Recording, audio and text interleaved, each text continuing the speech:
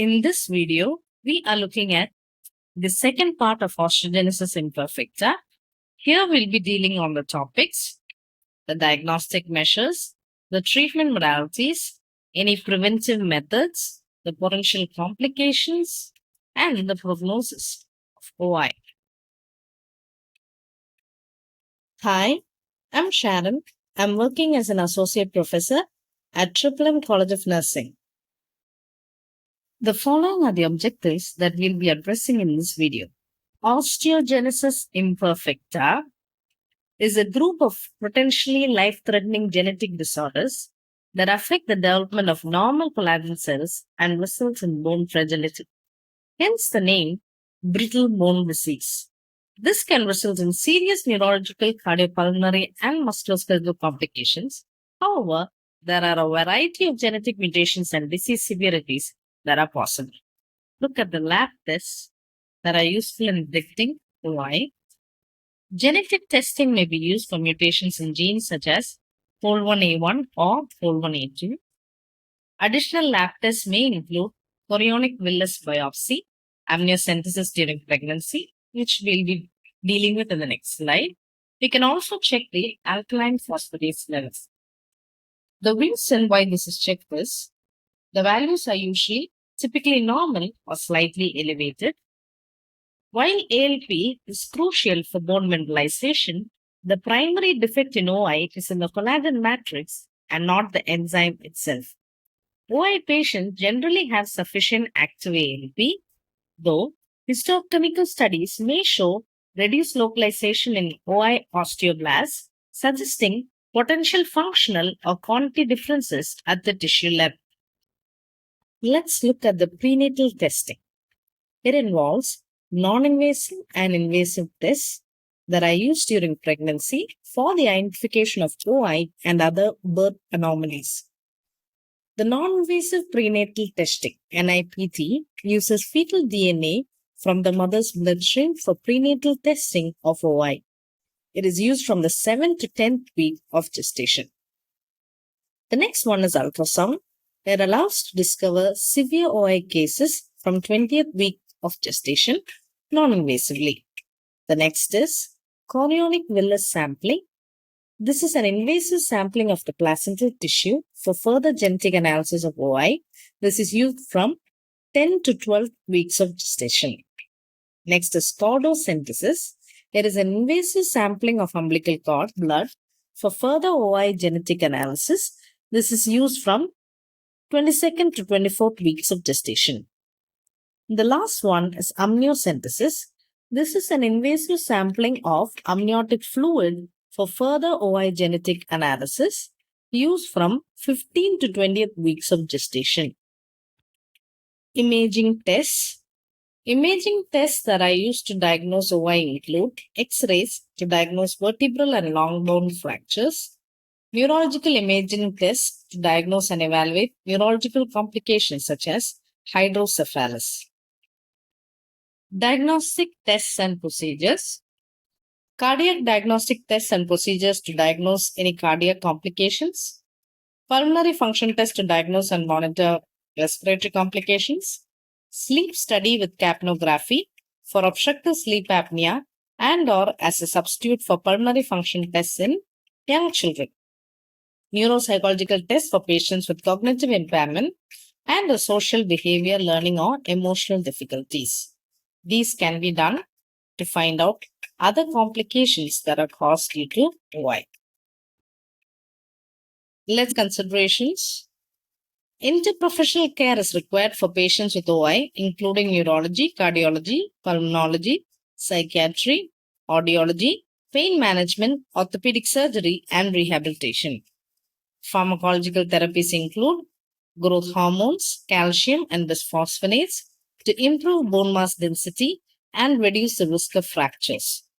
Orthopedic surgeries such as total joint replacement and open reduction internal fixation may be necessary to treat fractures and deformities. Spinal corrections may also be necessary to treat spinal deformities.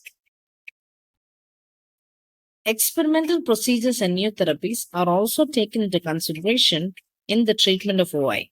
They include gene therapy, stem cell therapy, and use of medications that decrease bone reabsorption. Example, bisphosphonates, denosumab, estrogen therapy, and cathepsin K inhibitors. It focuses on reducing the impact of complications on mobility, communication, self-care, safety, and comfort. All therapies include family or caregiver training so that the patient can be safely cared for at home upon discharge. Physical therapy for ambulatory assisted device and or wheelchair fitting, aid, lift devices and or wheelchair training, fall prevention education, therapeutic exercise, and post-surgical rehabilitation as appropriate can be planned. In occupational therapy for ADL training, that is activities of daily living, fall prevention strategies, therapeutic exercise, adaptive equipment training for home as well as school, and post-surgical rehabilitation as appropriate.